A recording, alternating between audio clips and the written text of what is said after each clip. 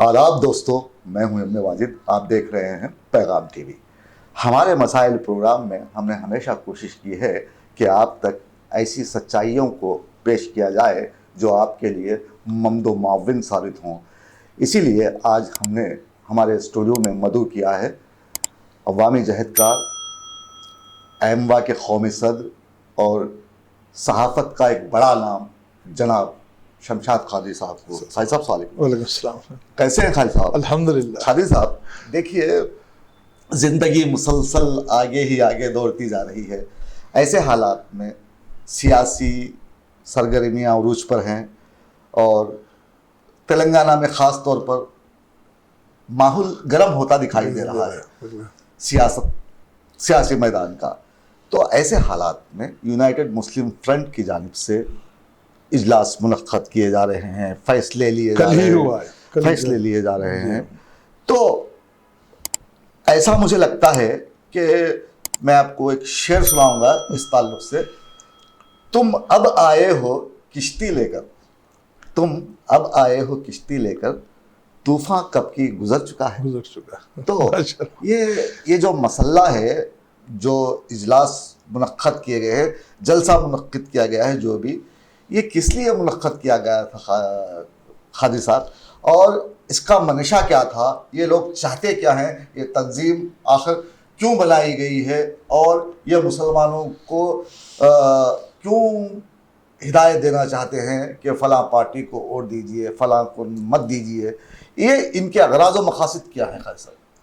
بہت بہت شکریہ واجد صاحب، آپ نے مجھے اس قابل سمجھا کہ کچھ تجزیہ کر سکوں آنے والے الیکشن کا۔ جو بھی جو ہے سیاسی غیر سیاسی جتنے بھی تنظیمیں ہیں اب اٹھ کھڑی ہوئی ہیں، کوئی کسی کی سپورٹ کرنے کے واسطے کھڑا ہوا ہے، کوئی کسی کو جو ہے تعریف کے لیے کھڑا ہوا ہے۔ مگر میں دو ٹوک انداز میں یہ بات کہنا چاہوں گا واجد صاحب کہ اب وہ وقت گزر چکا ہے کہ کسی کی تائید یا کسی کی بڑی دیر کر دی مہربان آتے آتے۔ اب الیکشن کو 20 کا 15 دن کا معاملہ ہے۔ کل کے میں سیاست پیپر میں دیکھا، آج کی سیاست کے پیپر میں ہے کہ یونائٹڈ مسلم فرنٹ کا ایک اجلاس منعقد ہوا۔ میں اس پہ بعد میں آؤں گا۔ یونائٹڈ مسلم فرنٹ ہو یا سی پی آئی ایم ہو یا سی پی آئی ہو یا اور کوئی غیر سیاسی تنظیمیں ہوں یا پھر سیاسی تنظیمیں ہوں، ان سب کا مقصد اس وقت ایک ہی یہ ہے کہ کس طریقے سے کرسی حاصل کی جائے، کس طریقے سے جو ہے اب تک جس طریقے سے پچھڑے طبقات کو جو ہے بیوقوف بنایا گیا ہے، کس طریقے سے مسلمانوں کو منہ میں چاکلیٹ دے کے ان کو جو ہے بہلایا پھسلایا گیا ہے، ان کو نت نئے طریقے سے جو ہے ایسے بڑے بڑے وعدے کیے گئے، سو جو ہے وعدوں کی برسات ایسی کی گئی۔ ایسا محسوس ہوتا ہے واجد صاحب کہ صرف اور صرف الیکشن کا جب موسم آتا ہے تو یہ تمام جو ہے تحفے تحائف کی بارش کی جاتی ہے۔ میں خاص طور سے چاہے یونائٹڈ مسلم فرنٹ ہو یا پھر اور کوئی سیاسی یا غیر سیاسی تنظیم ہو، میں دو ٹوک انداز میں اور حق بات کہنے کا میں جو ہے خیال ہوں اور کہوں گا، کیونکہ آپ حق بات کرنے کا حوصلہ رکھتے ہیں قادری صاحب، اسی لیے آپ کی ہم قدر و قیمت جزاک اللہ، بہت بہت جانتے شکریہ، ہیں۔ جزاک اللہ۔ یہاں اصل مقصد یہ ہے، میرا کہنے کا مقصد یہ ہے جناب علی کہ یونائٹڈ مسلم فرنٹ کا معاملہ جب آیا یا کانگریس پارٹی کا معاملہ ہو یا ٹی آر ایس کا معاملہ ہو، میں کسی پہ کرٹیسائز یا کسی کی تعریف کرنا اس واسطے نہیں چاہوں گا کہ وقت سے پہلے یہ باتیں اب ہم جو چاہتے ہیں سیدھی اور سچی بات عوام تک پہنچائی جائے، نہ کہ کانگریس کی تعریف یا کے سی آر کی تعریف، یا ہمارے کو ضرورت نہیں ہے، اس واسطے ضرورت نہیں ہے۔ ہم کو ضرورت ہے کہ ہمارے مصیبت زدہ عوام کا بھلا ہو اور ان کی بھلائی کے لیے جو پارٹی کام کرے گی ہم اس کی تائید کرنے کی ہم کوشش کریں گے۔ مگر وہ بھی کس وقت؟ جس وقت جیسا کہ ابھی یونائٹڈ مسلم فرنٹ نے کہا کہ ہم ایک لائحہ عمل تیار کر رہے ہیں، تمام جو ہے مسلمانوں کے جو ہے مسائل کو ان کے سامنے پیش کریں گے، پھر اس کے بعد ہم ایک فیصلہ لیں گے کہ کس کی تائید کی جائے، کس کی تائید نہیں کی جائے۔ مگر واجد صاحب مجھے بڑی حیرت کی بات یہ ہوتی ہے کہ صادق مفتی محی الدین صاحب اس کے سربراہ ہیں، بڑے بڑے علماء کرام اس میں مسلم فرنٹ میں ہے۔ مجھے ایک بات یہ سمجھ نہیں آئی کہ یونائٹڈ مسلم فرنٹ جو بنایا گیا ہے کیا وہ صرف علماء اکرام کے لیے ہے، ہم جیسے صحافیوں کے لیے، آپ جیسے صحافیوں کے لیے، سماجی جہدرکاروں کے لیے ان کے پاس کوئی جگہ نہیں ہے، یا صاف بات کرنے والوں کو وہاں پر ان کے جو ہے مسلم فرنٹ میں ان کو جگہ نہیں دی جاتی؟ دیکھیے قادری صاحب، ہر جگہ یہی عالم ہے، جو صاف بولتا ہے اسے کوئی خریداری نہیں دیتا۔ جیسا آپ نے کہا کہ سیاسی قائدین کرسی کے لیے جد و جہد کر رہے ہیں، تو دوسری جانب اسی سیاسی میدان میں عام آدمی پیسے کے حصول کے لیے سیاسی دوڑ میں لگا ہے. تو یہ لوگ بھی شاید میں سمجھتا ہوں اسی دوڑ میں ہیں. نہیں واجد صاحب یہ جو تنظیم ہے نقائی صاحب، تنظیم کے اغراض و مقاصد کیا ہیں؟ آپ یونائٹڈ مسلم فرنٹ نام رکھتے ہیں، ٹھیک ہے، تو آپ سجیشن دینا کیا ہے؟ آپ کا کام ہے.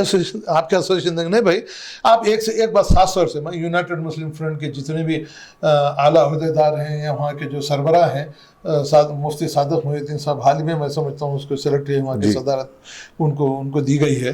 میں عالی جناب مولانا صادق محی الدین صاحب سے یہ بات کہنا چاہوں گا کہ اب آپ لائحہ عمل تیار کرنا اور بی آر ایس کی جو ہے کوتاہیوں کے اوپر بحث کرنا، مجھے یہ بات سمجھ میں نہیں آئی.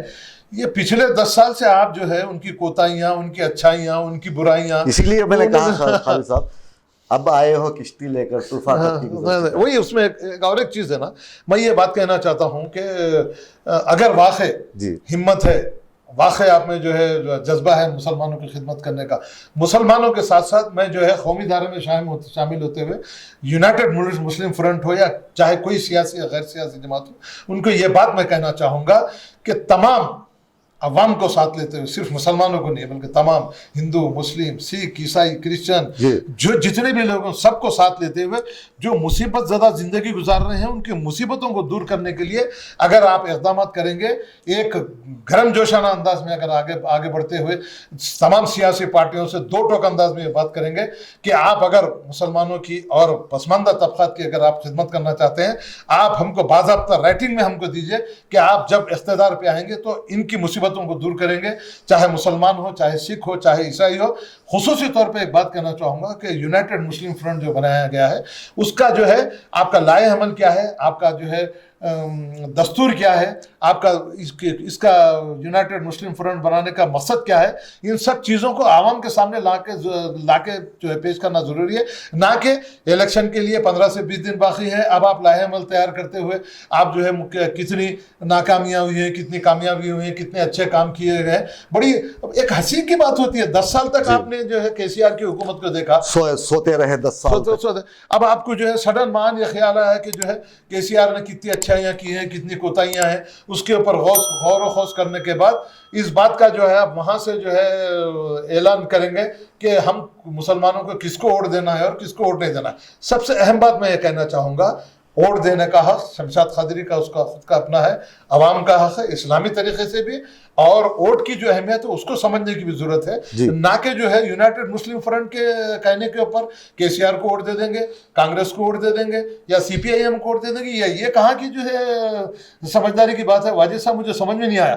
آپ ہم کو جو بھائی شمشاد قادری یا واجد صاحب یا علی احمد صاحب نے جو مصیبتیں اٹھائی ہیں، جس طریقے سے انہوں نے جو ہے نئے مصیبتوں کو جوجھتے ہوئے، نوجوان جو ہے نوکریوں کے لیے تڑپتے رہے، مسلمان بچے تعلیم کے لیے جوجھتے رہے، پریشان ہوتے رہے، ایک روپیہ فیس کے لیے جمع کرنے کے لیے پریشان رہے. تو ان سب چیزوں کو نظر میں رکھتے ہوئے چاہے یونائٹڈ فرنٹ ہو یا چاہے اور کوئی دوسری بھی سیاسی یا غیر سیاسی جماعت ہو، اب ان کو جو ہے میدان میں آنا اس واسطے ضروری ہے، میدان میں آتے ہوئے حق بات کہتے ہوئے دلیرانہ انداز میں، بے پاکانہ انداز میں اس بات کو آپ کو سامنے رکھنا ہے کہ جو غلطیاں کر رہا ہے ان کے غلطیوں کو عوام کے سامنے لاتے ہوئے صحیح طریقے سے ان کی رہنمائی کرتے ہوئے کس کو ووٹ دیا جائے، کس کو ووٹ دینے کی وجہ سے مسلمانوں کی، سکھوں کی، عیسائیوں کا بھلا ہوگا، اس کے اوپر ان کو غور کرنا ہے. نہ کہ 10 سال، میری حیرت کی بات یہ ہے واجد صاحب کہ 10 سال تک یونائٹڈ مسلم فرنٹ ہو یا بعد میں بنا ہو، جب دیکھا ہو آپ کو معلوم ہے کہ 10 سال سے کے سی آر کی حکومت نے کتنا مسلمانوں کا فائدہ کیا، کتنا جو وعدے کیے اس پہ کتنا جو ہے وہ کے سی آر پورے اترے، یا B R S T R S سے بی آر ایس بنی، کتنے جو ہے مسلمانوں کو فائدہ پہنچایا گیا، کتنا جو ہے مسلمانوں کو مالی طور پر کھڑا کر دیا گیا، کتنے نوجوانوں کو جو ہے خود روزگار اسکیم کے تحت جو ہے آگے بڑھایا گیا. تو واجد صاحب یہ تمام چیزوں کو میں یونائٹڈ مسلم فرنٹ ہو یا سی پی آئی ایم ہو، کانگریس ہو، ٹی آر ایس ہو، کوئی بھی ہم کو اس سے کسی قسم کے ان کو کرٹیسائز کرنے کی، ان کی تعریف کرنے کی ضرورت نہیں ہے. کہ اب ضرورت اس بات کی ہے کہ شمشاد قادری جو ایک وقت کے کھانے کے لیے تڑپ رہا ہے، کس طریقے سے اس کو صحیح طریقے سے اس کو روٹی کا انتظام ہو، اس کو اس کے قدموں پہ کھڑا کرتے ہوئے اپنے بچوں کی تعلیم حاصل دلا سکے، وہ اپنے جو ہے ایک اچھی خوشگوار زندگی گزار سکے. اب یہ वोटर का ये जो है फरीजा बनता है कि चाहे वो हिंदू हो चाहे मुसलमान हो, अब आप अपनी समझ बूझ के साथ इस बात को आपको जो है नजर में रखना है कि ये जो इलेक्शन है 2023 और 2024 का, वाजिद साहब ये बड़ा अहम और इम्पोर्टेंट जो है आपने आज देश का चेहरा बदल सकता है।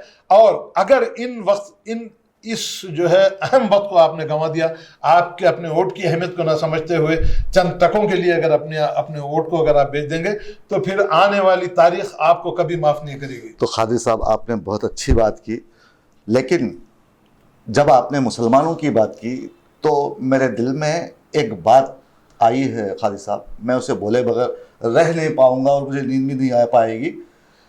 खादी साहब, मैं 30 साल से देख रहा हूँ तकरीबन, जब मैंने अपना करियर शुरू किया था 30 साल का तवील वक्फा गुजर गया।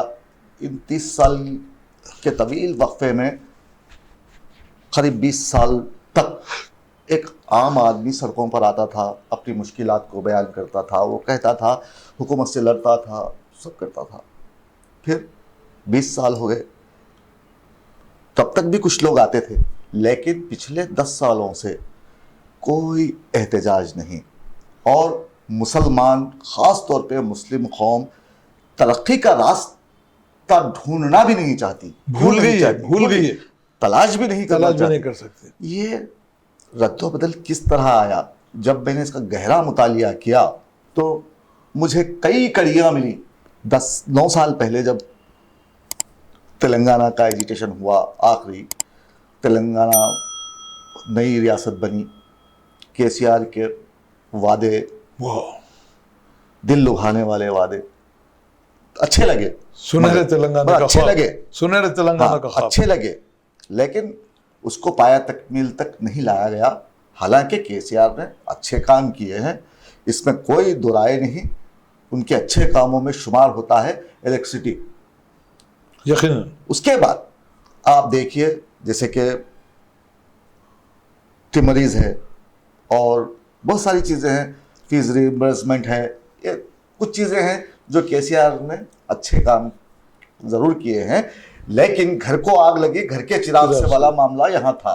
मुसलमानों की खस्ता हालत पर लोग हंसने लगे हैं आज। बेशक, जब मुशीर बनाया गया AK खान को तो मेरे जहन में एक ख्याल आया था, खादी साहब, ये शख्स किसी काम का नहीं। क्यों नहीं? देखिए, इस शख्स को मुसलमानों से कोई लेना देना नहीं है, बिल्कुल सही, उनके मसाइल से कोई लेना देना नहीं है, बिल्कुल सही है।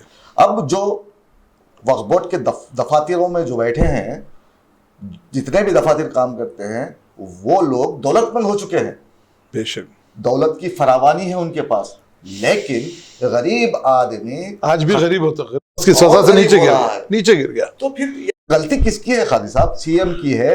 BRS का हम बैकाट कर रहे हैं, क्यों कर रहे हैं बैकाट? कांग्रेस का बैकाट कर रहे हैं, क्यों कर रहे हैं बैकाट? देखिए, आपने जब कहा कि आपको अपना वोट देना है तो बस देना है। आप किसको देंगे? मजलिस को देंगे, BRS को देंगे, TRS को देंगे, या फिर कांग्रेस को देंगे, किसको देंगे? आपका जाती मसला है। बिल्कुल। तो फिर यूनाइटेड मुस्लिम फ्रंट क्यों ये कह रही है कि हम मुत्तफिका तौर पर एक फैसला करके जो है ना एक लाहिया अमल तैयार करेंगे? क्या है ये बात? उन्हें किसने हक दिया है? क्या मुसलमानों ने उन्हें हक दिया है इस बात का कि आप अपनी खुदी से इजलास मुनक्कद करें? आपके पास पैसा आ कहाँ रहा है इजलास मुनक्कद करने का? सही बात। तो ये सब चीज़ें हैं। इन चीज़ों को समझने के लिए आप अवाम को ये बताइए कि इसे किस तरह लिया जाए। बिल्कुल। देखिए, अभी आपने जिस तरीके से बात की, इजलास मुनक्किद किया गया। जब आपने इजलास मुनक्किद किया ही था तो एक बड़ा इजलास, अवामी इजलास मुनक्किद करते हुए आप तमाम हालात अवाम के सामने पेश करना चाहिए था। और एक चीज़, मैं जब शुरू में अपना इंटरव्यू जब शुरू किया, आपने जब मेरे से सवाल किया, तो मैंने एक ही बात आपसे कही, वोट देने का हक शमशाद कादरी, वाजिद साहब और अवाम को है जी, ना कि यूनाइटेड मुस्लिम फ्रंट को है कि आप हमको डायरेक्शन देंगे कि फलां को वोट दीजिए, फलां को वोट दीजिए, फलां को वोट दीजिए। क्या मुसलमानों को इनकी बात सुनना चाहिए? बिल्कुल नहीं सुनना, इस बात से नहीं सुनना चाहिए जनाब अली। अब तक यूनाइटेड मुस्लिम फ्रंट हो या किसी किस्म का भी फ्रंट हो, कोई भी सियासी गैर सियासी जमात हो, कोई भी हो, کیا انہوں نے آج تک مسلمانوں کا فلاح و بہبود کے لیے کام کیا؟ کیا فلاح و بہبود کے لیے بات کیا یونائٹڈ مسلم فرنٹ کو یہ بات نہیں معلوم تھی کہ 12% نہیں دے دیا گیا، سیکریٹریٹ کی مساجد توڑ دی گئی؟ اس وقت کیوں اس سوال کیوں نہیں کیا کہ مساجد کیوں توڑی گئی؟ جب بھی ان سے اس بات کا سوال کیا گیا نہیں وہاں پر تعمیر ہو رہی ہے. ارے بھلے انسانوں اس بات کی طرف غور کرو کہ ہم آپ سے سوال یہ کر رہے ہیں کہ مساجد توڑی کیوں کی گئی؟ کیوں ہم کو جو ہے اپنے اس میں لیتے ہوئے، اعتماد میں لیتے ہوئے یہ بات کرتے ہوئے کہ بھئی مسجد توڑیں گے ہم بنائیں گے؟ نہیں مسجد بن رہی ہے. جب بھی ان سے سوال کیا گیا مسجد بن رہی ہے. ارے بن رہی ہے وہ الگ بات ہے، مگر توڑی کیوں گئی؟ ضرب کاری مسلمانوں کے دل پہ کیوں لگا گیا؟ ان سب چیزوں کو ذہن میں رکھتے ہوئے میں تمام مسلمانوں سے اس بات کی گزارش کرنا 2 ٹوک انداز میں کرنا چاہوں گا، چاہے مجھے کچھ بھی کر لیجیے، آپ کا ووٹ آپ کا فیصلہ ہے، آپ کا ووٹ آپ کا فیصلہ ہے. آپ کو سوجھ بوجھ کے ساتھ کسی یونائٹڈ فرنٹ کی جو ہے مشورے کی ضرورت نہیں ہے، کسی کانگریس کی ضرورت نہیں ہے، کسی BRS کی ضرورت نہیں ہے، کسی CPIM کی ضرورت نہیں ہے. ابھی آپ کو سوجھ بوجھ کے ساتھ، کیونکہ آپ عقل سلیم رکھتے ہیں، تمام مسلمانوں سے، خصوصی طور پر نوجوان مسلمانوں سے اور سکھوں سے، عیسائیوں سے اس بات کی میں اب پرزور اپیل کرنا چاہوں گا کہ پچھلے 10 سالوں میں آپ کے ساتھ کیا کیا سلوک ہوا ہے، کیا کیا آپ کو تکالیف برداشت کرنا پڑا ہے، کیا کیا آپ کو جو فائدے ہوئے، کیا کیا آپ کو نقصانات ہوئے ہیں، ان تمام چیزوں کا تجزیہ آپ کو کرنا ہے، ایک عام ووٹر کو کرنا ہے، تاکہ آنے والے دنوں میں کس طریقے سے آپ کی مشکلات دور ہوں گی، کس طریقے سے آپ کا جو ہے آپ کے حق میں جو آپ ووٹ جس کے حق میں دیں گے وہ ووٹ کا جو آپ جس کو ووٹ دیے ہیں اس کا فائدہ آپ کو ہونے والا ہے. ورنہ میں تمام مسلمانوں سے ہو یا تمام پسماندہ طبقات سے ہو یا سمجھدار لوگوں، پڑھے لکھے لوگوں سے ایک ہی بات کہنا چاہوں گا کہ آپ کا ووٹ آپ کی سمجھ سے اور آپ اس سوچ بوجھ کے ساتھ ووٹ دیجئے کہ آپ کی بھلائی کے لیے کون کام کرنے والا ہے، پچھلے 10 سالوں میں آپ کے ساتھ کیا کیا نقصانات ہوئے، کیا کیا فائدے ہوئے، اس کا تجزیہ کرنا عوام الناس کو کرنا ہے، خصوصی طور پر نوجوانوں کو کرنا ہے، علماء اکرام کو کرنا ہے. اور نہیں خالد صاحب آپ علماء اکرام کو کیوں لا رہے ہیں؟ نہیں اس میں اب آپ دیکھیے علماء اکرام ہی زیادہ ہے، اس میں کوئی دوسرے لوگ نظر ہی نہیں آتے. نہیں سنیے، اس میں اور ایک چیز آپ نے کہی کہ یہ جو مسلمان اس سے پسماندہ ہو گئے، عوام اس میں تکالیف ہے. ایک زمانہ تھا کہ صحافت چوتھا پلر کہلایا جاتا تھا حکومت کا، اور صحافت کا جو ہے بہت بڑا رول. اب آپ تو یہی کہیں گے کہ دیکھو واجد صاحب صحافت کا بڑا رول تھا، لیکن آپ کے چند صحافی روزانہ 24 گھنٹے یہ گودی میڈیا میں آپ سے میں اس بارے میں آپ کو بتاؤں گا. نہیں وہ تو وہی انڈومنٹ جائیے آپ، وہاں کوئی نہیں کہیں نہیں کوئی. دیکھیے ایکسپٹ مائنارٹی فائنانس کارپوریشن حج آؤٹ سیٹ کے کہیں بھی آپ کو ایک رپورٹر نظر نہیں آئے گا. اب یہ حکومت کی ذمہ داری بنتی ہے کہ ایسے رپورٹروں کو وہاں جمع ہونے سے روکنا چاہیے. اور خصوصی طور پر میں ایک بات کہتے تھے ہٹ جاؤں گا، چوتھا استمبھ جو کہا جاتا تھا واقع جب تک، اب آپ دیکھیے 1947 سے آج تک یہی وجہ ہے خالد صاحب آپ بول رہے ہیں، ہم بول رہے ہیں. سنیے تو اس کے بعد ہوا یہ کہ جب سے مودی حکومت بنی ہے، جب سے جو ہے صحافت پہ جس طریقے کی پابندیاں لگا دی گئی ہیں، صحافت کو جب تک چوتھا جو ہے ستون مانا جاتا تھا، صحافت کا جو ہے بے باکانہ جو انداز تھا صحافت کا، عوام کی تکالیف حکومت تک پہنچانا اور حکومت کی جانب اس طرف مدعو کراتے ہوئے کہ عوام کس مصیبت کے دور سے گزر رہی ہے، ایک پل کا کام کرتے تھے آپ. مگر آج چند بکاؤ میڈیا والوں نے آج پوری آپ کی صحافت کو بدنام کر کے رکھ دیا ہے. اور عوام الناس کی پریشانی کی اصل وجہ یہ ہے کہ جو بے باک صحافت ہے، جو غیر جانبدارانہ صحافت ہے، ان کو بالکل دبا کے رکھ دیا گیا ہے. جو حکومت کے خلاف بات کرتا ہے اس کے خلاف کچھ نہ کچھ کبھی ED کی طرف سے کبھی اس کو گرفتار کر لیا جاتا ہے، کبھی اس کو نئی طریقے سے پریشان کیا جاتا ہے. تو اب عوام الناس کو یہ بات جان لینا چاہیے کہ جو میڈیا کل تک آپ کے جو ہے مسائل حکومت تک پہنچاتے، حکومت سے آپ کو فائدے پہنچانا چاہتا تھا، آج اس کو بالکل مفلوج کر کے رکھ دیا گیا ہے. یقیناً آج بھی غیر جانبدار جو ہے صحافی ہیں، اچھے صحافی ہیں. اور خصوصی طور پہ جب سے میرے آپ سے تعلقات ہوئے ہیں، ہمیشہ پیغام ٹی وی اور واجد صاحب نے حق بات کہتے ہوئے عوام تک یہ بات پہنچانے کی کوشش کی ہے کہ حکومت کی کیا غلطیاں ہوتی ہیں اور عوام کو جو تکالیف ہیں حکومت تک پہنچانا، اور حکومت کے جو بھی اسکیمات ہیں، حکومت کے جو بھی فوائد ہیں، وہ عوام تک پہنچاتے ہوئے ان کو زیادہ سے زیادہ فائدہ پہنچانے کی کوشش کرنا، یہی صحافت کا رول ہے. ہم تو 30 سال سے یہی کر رہے ہیں خالد صاحب. اب میں آخر میں اور ایک بات کرتا ہوں خالد صاحب. ہمارے ایک دوست ہیں مرزا جی اور محمد فاروق ہمارے دوست ہیں. یہ لوگ کبھی کہتے تھے، ہم جب بھی گپ شپ کے لیے بیٹھتے، چیمو گوئیاں کرتے، بات کرتے تھے تو یہ محمد فاروق کہتے تھے ہمیں کہ ہمارے بابا تھے الیکشن کے دن بولتے تھے, پولنگ کے ٹائم پہ بولتے تھے سب کو فلاں نشان پہ ووٹ ڈالنا آ جانا, تو ہم لوگ سب جا کے اس کو ڈالتے تھے, آ جاتے تھے. تو گھر کی خواتین بھی اسی کو ووٹ ڈالتی ہیں. لیکن آج کا دور بدل گیا ہے صاحب.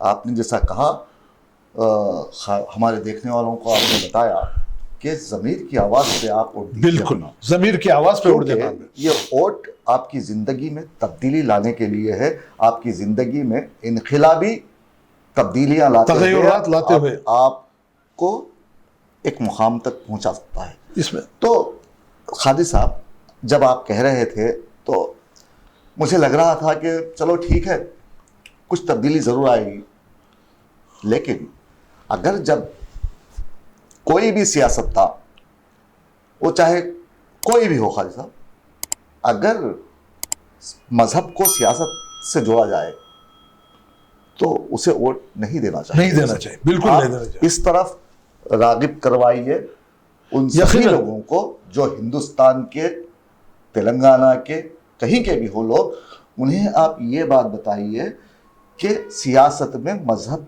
کو جو نہیں لاتا انہیں ووٹ دیجیے. آپ کس طرح سے سمجھائیں گے؟ دیکھیے آپ ایک دیکھیے 1947 میں جب دیش آزاد ہوا تھا, سب سے اہم بات ہے دیکھیے 1947 میں جب ملک کو آزاد کیا گیا تھا, اس میں مسلمانوں کا بھی بہت بڑا حصہ تھا, سب کا, ہندوؤں کا, مسلمانوں کا, سکھوں کا بڑا حصہ تھا.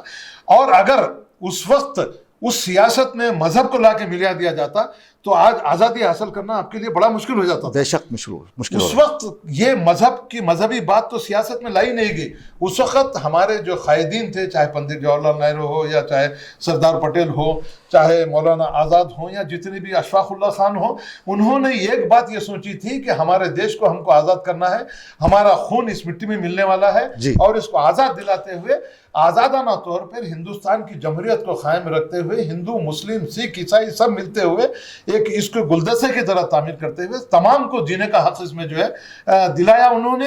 اور خاص طور سے کہنا چاہوں گا, بابا صاحب امبیڈکر نے جو دستور بنایا واجد صاحب, میں سمجھتا ہوں کہ دنیا کا سب سے طویل اور سب سے اچھا دستور بابا صاحب امبیڈکر نے بنایا. اس میں نہ ذات پات کی بات تھی, نہ مذہب کی بات تھی. وہاں پر ایک جو سب سے اچھا ایک چیز تھا کہ ہر مذہب کے لوگوں کو اپنے اپنے سر سے زندگی گزارنے کا, 10 سال پہلے تک ہی 10 سال پہلے تک تھا. مگر جب سے یہ مودی حکومت اور جتنے بھی فرقہ پرست لوگ آئے ہیں, مذہب کو سیاست سے جوڑتے ہوئے قتل غارت گری, خون غارت گری کرنے سے, وہ چاہے مسلمان ہو, چاہے ہندو ہو, سکھ ہو, عیسائی ہو, اگر یہ لوگ مذہب کی بنیاد پر ووٹ مانگتے ہیں تو آپ کیا کہتے ہیں ہمارے؟ نہیں بالکل, میں تمام عوام سے, اب دیکھیے 5 ریاستوں کی جو حکومتوں میں جو اب الیکشن ہونے والے ہیں, ان تمام سے, چاہے ہندو ہو, چاہے مسلم ہو, چاہے سکھ ہو, چاہے عیسائی ہو, جہاں کہیں بھی سیاست کو مذہب سے لا کے ملایا جائے گا, ایسے لوگوں کو آپ نکارتے ہوئے ان کو ووٹ مت دیجیے.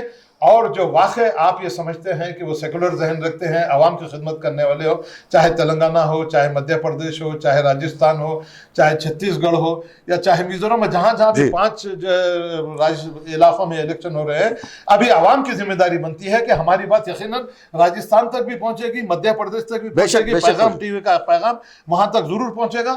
میں تمام عوام الناس سے, 5 ریاستوں کے عوام الناس سے ایک بات خاص طور سے بڑے ہی ہمدردانہ اور بڑی ہی عاجزی سے یہ بات عوام الناس سے کہنا چاہوں گا, جہاں لوگ مذہب کو لا کے جو ہے مذہب کا رنگ چڑھاتے ہوئے, آپس میں ایک دوسرے کو لڑاتے ہوئے اپنی کرسی کا بچانے کی جو کوشش کر رہے ہیں, ایسے لوگوں کو نگارتے ہوئے ایک سچے ہندوستانی ہونے کا, ایک سچے قوم پرست ہونے کا آپ کو جو ہے ثبوت دینا پڑے گا. کیونکہ یہ الیکشن کرو یا مرو کا الیکشن ہے. پھر آنے والے 5 سال تک پھر آپ کو انہی جو ہے فرقہ پرستوں کے ساتھ ہوگا, یا جو آپس میں لڑائی جھگڑے کرنے والوں سے ہوگا. میں عوام الناس سے, تلنگانہ کی ہو, مدھیہ پردیش کی ہو, راجستھان کی ہو, میزورم کی ہو, چھتیس گڑھ کی ہو, تمام سے دردمندانہ اپیل کرنا چاہوں گا کہ مذہب کو سیاست سے مت جوڑیے, فرقہ پرستوں کو جو ہے ووٹ مت دیجیے, ایسے لوگوں کو ووٹ دیجیے جو جمہوریت پہ یقین رکھتے ہیں, ہندوستان کی سالمیت پہ یقین رکھتے ہیں, ہندوستان کے دستور کو بچانا چاہتے ہیں. ایسے لوگوں کو ووٹ دیتے ہوئے آپ کو اس بات کا ثبوت دینا ہے کہ آپ سچے ہندوستانی ہیں, اور ہندوستان کی ترقی میں मुसलमानों को छोड़ के भी आप हिंदुस्तान तरक्की नहीं कर सकता, सिखों को छोड़ के भी तरक्की नहीं कर सकता, क्रिश्चियन को भी छोड़ के तरक्की नहीं कर सकता। हिंदुस्तान में जितने अवाम बसते हैं सबको साथ लेते हुए, सबका विकास करते हुए अगर उनका काम करेंगे तो यकीनन हिंदुस्तान दुनिया की तारीख में एक अच्छा नाम बनाएगा। और ये आने वाला इलेक्शन आपके लिए इम्तिहान है, किसी की भी बात सुनने की जरूरत नहीं है, वोट देने का हक आपको है। शमशाद खादरी को यह सोचना है कि मैं किसको वोट दूंगा और शमशाद खादरी को किससे फायदा होने वाला है, उसके तकलीफें किससे दूर होने वाला है। बहरकैफ अवामुन्नास से मैं ये बात कहना चाहूँगा, ये 5 रियासतों के तमाम अवामुन्नास से मेरी हमदर्दाना अपील है कि आपके लिए इम्तिहान का वक्त है, इस इम्तिहान में आप कामयाब होइए, ना कि इसमें फेल होइए, क्योंकि आने वाले 5 साल तक फिर आपको उनके पीछे दौड़ना ना पड़े और आपकी जो है बका के लिए, हिंदुस्तान की बका के लिए, हिंदुस्तान की सालिमियत के लिए, हिंदुस्तान की गंगा जमुना तहजीब को बचाने के लिए अब ये आपकी जिम्मेदारी बनती है कि आप आवाम की आप अपनी सूझबूझ से वोट दीजिए, किसी के भी मशवरे सुनने की यहाँ ज़रूरत नहीं है। बहुत बहुत शुक्रिया काजी साहब, आपने हमारे नाज़रीन को बहुत बढ़िया जो है सुना बातें कही और आपने मशवरा भी दिया कि दोस्तों अगर आप अपने वोट का इस्तेमाल करते हैं, वैसे तो आपका पैदाइशी हक़ है वोट का हक़, आप अपने वोट का इस्तेमाल सही ढंग से सही जगह पर कीजिए, वरना खादी साहब कहते हैं कि आपका वोट अगर गलत जगह गिर गया तो समझिए आपकी तरक्की मफकूद हो गई। बिल्कुल। ताहम आप हमेशा अपने नज़रिए से सोचिए, अपने दिमाग से सोचिए और समझिए, समझने के बाद अपने वोट का इस्तेमाल कीजिए ताकि आपकी आने वाली ज़िंदगी और नई नस्ल की तरक्की को यकीनी बनाने के लिए आपके वोट का इस्तेमाल होना चाहिए, ना कि जज्बाती नारों, वादों और तकरीरों में घिर कर आप अपने बच्चों के मुस्तकबिल को दांव पर लगाएं। आप देख रहे थे पैगाम टीवी, मुझे दीजिए इजाज़त, आदाब, शब बखैर।